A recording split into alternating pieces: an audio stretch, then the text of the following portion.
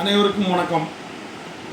விரைவில் தமிழக முதல்வராக பதவியேற்க உள்ள மாண்புமிகு விஜய் சாவர் அவர்களுக்கு வாழ்த்துக்கள்.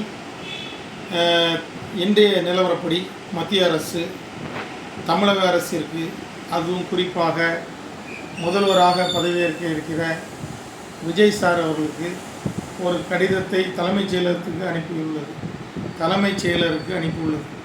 அந்த கடிதம் பிஎம் ஸ்ரீ என்கின்ற திட்டத்தில் தமிழகம் உடனடியாக இணைய வேண்டும் என்பது.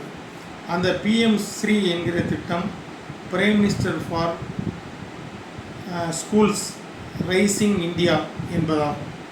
அந்த திட்டத்தில் உடனடியாக இணைய வேண்டும் என்று அது கட்டாயப்படுத்தும் விதமாக அந்த சுற்றறிக்கை அனுப்பப்பட்டுள்ளது. இதில் அந்த தேர்ந்தெடுக்கப்படக்கூடிய பள்ளிகளுக்கு, இந்த மாடல் பள்ளிகளுக்கு 60% நிதி உதவி மத்திய அரசும் 40% தமிழக அரசும் செலுத்த வேண்டும்.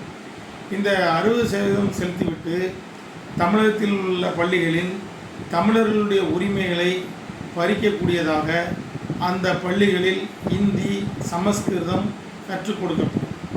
இதைத்தான் கடந்த திமுக ஆட்சியாளர்கள் இந்த பிஎம் ஸ்ரீ என்ற திட்டத்தை அவர்கள் இணையவில்லை. அதற்கு பல்வேறு அழுத்தங்கள் கல்வித்துறை வாயிலாக கொடுக்கப்பட்டது.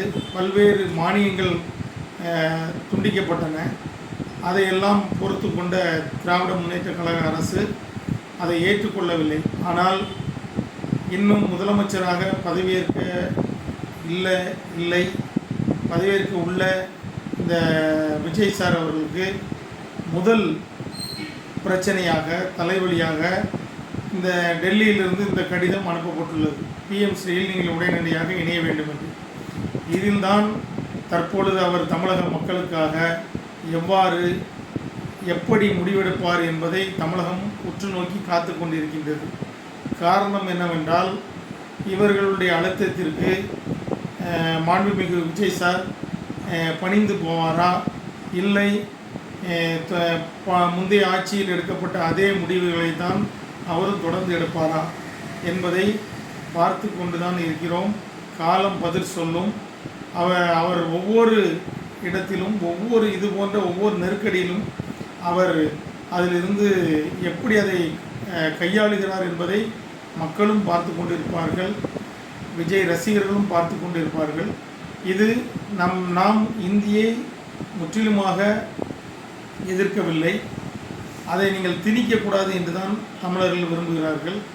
அதை விருப்ப பாடமாக வைத்தால் யாருக்கும் எந்த பிரச்சனையும் இல்லை. ஆனால் இந்த மாதிரி பள்ளிகளை கொண்டு வருவதன் மூலம் நீங்கள் இந்தி மொழியை கட்டாயமாக்குகிறீர்கள்.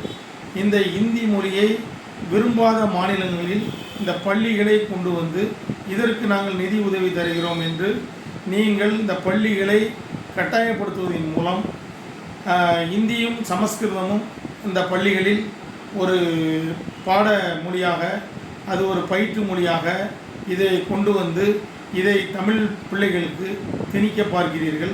இதை வருங்கால தமிழக முதல்வர் மாண்புமிகு விஜய் சார் அவர்கள் அதை முற்றிலுமாக தடுக்க வேண்டும்.